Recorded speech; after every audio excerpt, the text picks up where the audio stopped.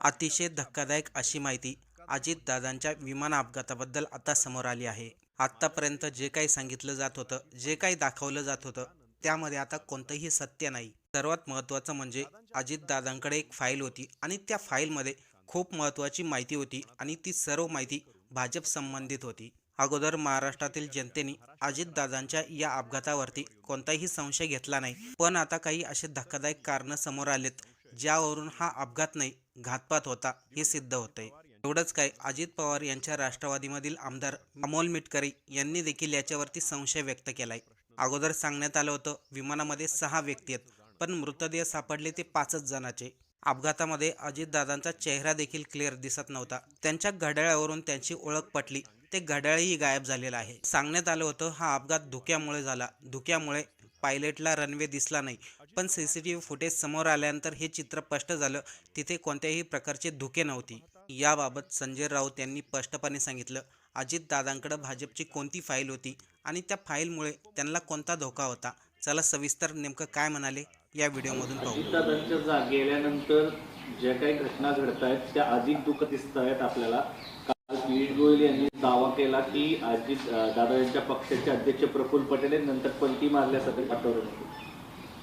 अजितदादांचा पक्ष हा आता पवार पाटलांचा पक्ष राहिलेला नाही, हे आम्ही कालही सांगितलं. तो आता गोयल, पटेल, पारेख बरं का यांचा पक्ष होण्याची शक्यता आहे. शाह, मोदी.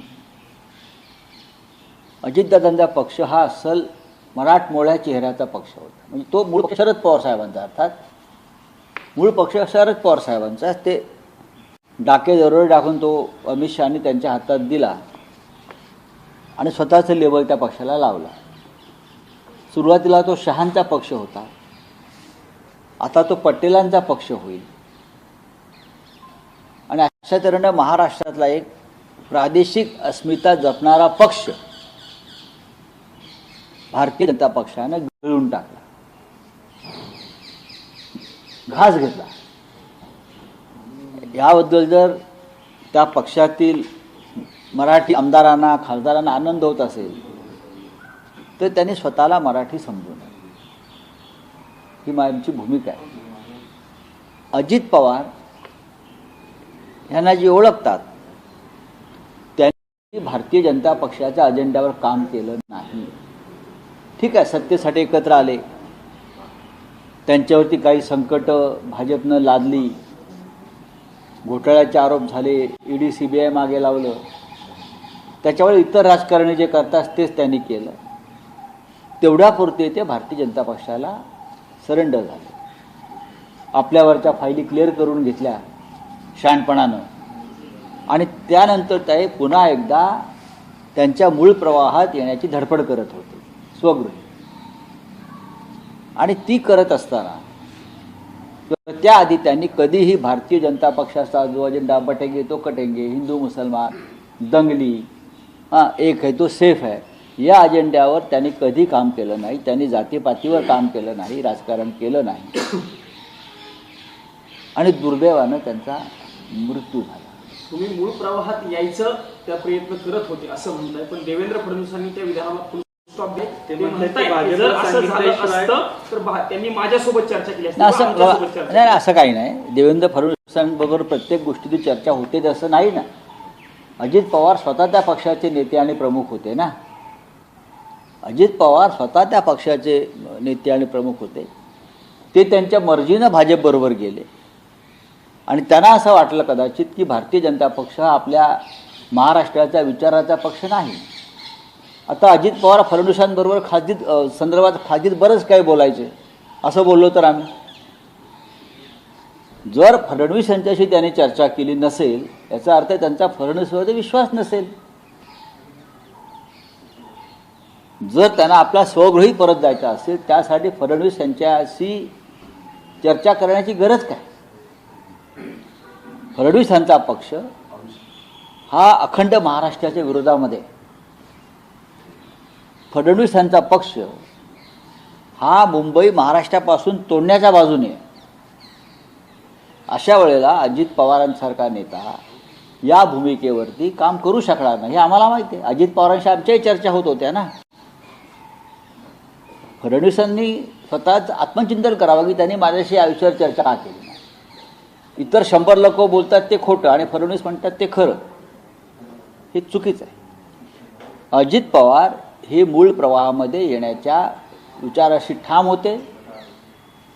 दोन्ही पक्षामध्ये त्या संदर्भातल्या हालचाली सुरू होत्या हे सगळ्यांना माहीत होतं. देवेंद्र फडणवीस यांनाही माहिती आहे. आज दादा नाहीत म्हणून दादांच्या नावावरती कोणती बिलं फाडू नये. पण असं का बोललं जातं? एकत्र आल्यानंतर तर त्यांची ताकद एनडीएची वाढली असती. पक्ष आता दादा नसल्यामुळं असं वक्तव्य केले जातं. काय नक्की उद्देश काय असतो? नाही, आता अजित पवारांचा पक्ष हा अमित शहांचा 100% गुलाम झालेला पक्ष. मांडलिकत्व जे त्यांना आहे ते स्वीकारावं लागेल. लोक सैरभय अजूनही आहेत. दुर्दैवानं आज भारताची न्याय यंत्रणा आणि निवडणूक आयोग हा सुद्धा अमित शहा आणि मोदींचा मांडलिक झाल्यामुळे कायदेशीर प्रक्रियेमध्ये विलंब होतो आहे. अजितदादांच्या अपघाताच्या संदर्भात घातपात आहे असे प्रश्न अनेक उपस्थित केले पवार साहेबांनी जरी जातात. clarity- अमोल मिटकरी यांनी असं म्हटलं. नाही, पवार साहेबांची जी क्लिअरिटी आहे ती पहिल्या दिवशी त्यांनी केली, पण हळूहळू त्यांनाही कळेल हे प्रकरण साधं नाही आहे. अमोल मिटकरी असं म्हणतात एक की लक्षात विमानातील 6वी व्यक्ती कुठे नाही, गेली? प्रश्न असा आहे की अजित पवारांनी स्वगृही जाणे हा भारतीय जनता पक्षाचा पराभव होता. देशातल्या राजकारणाला कलाटणी देणारा तो निर्णय ठरला असता आणि भारतीय जनता पक्षाची जी दहशत आहे ती मोडून गेली असती. अजित पवार मागे फिरले असते तर. नंबर 1, अजित पवार जे वारंवार सांगत होते माझ्याकडे भारतीय जनता पक्षाच्या घोटाळ्याची फाईल आहे आणि मी उघड करीन, हे त्यांनी 15 जानेवारीला सांगितलं. हे त्यांनी 15 जानेवारीला सांगितलं आणि पुढल्या 10 दिवसामध्ये त्यांच्या विमानाचा अपघात होऊन त्यांचा मृत्यू झालेला आहे. हे रहस्यमय आहे. जस्टिस लोहियाची आठवण येते. या प्रकरणानंतर मला जस्टिस लोहियाची आठवण झाली, त्या प्रकरणाची आठवण झाली. मी कोणावरती आरोप करत नाही, पण या लोकांच्या मनातल्या शंका आहे. अजित पवार यांच्या पक्षाचे एक आमदार अमोल मिटकरी यांनी काही प्रश्न उपस्थित केलेले आहेत. मी ते वाचले आणि ऐकले. ते गंभीर स्वरूपाचे प्रश्न आहेत. अजित पवार यांच्यासारखा नेता विमानात बसतोय, कोणी प्रमुख व्यक्ती नाही, त्यांचा OSD नाही किंवा इतर काही गोष्टी नाहीत, विमानाचं मेंटेनन्सचं सर्टिफिकेट नाही. त्याच्यामुळे लोकांच्या मनामध्ये शंका येणार आहेत. तुमच्याही मनात तशी शंका आहे? माझ्या मनात पहिल्या दिवशी शंका आली. ज्या दिवशी अजित पवारांनी सांगितलं की भारतीय जनता पक्षाच्या घोटाळ्याची फाईल माझ्याकडे आहे आणि योग्य वेळी उघड करेन, तेव्हाच माझ्या मनात धस झालं. तेव्हाच तुम्ही या अनुषंगाने- याचा अर्थ असा होता की अजितदादांनी भारतीय जनता पक्षातून बाहेर पडण्याचा निर्णय घेतलेला आहे.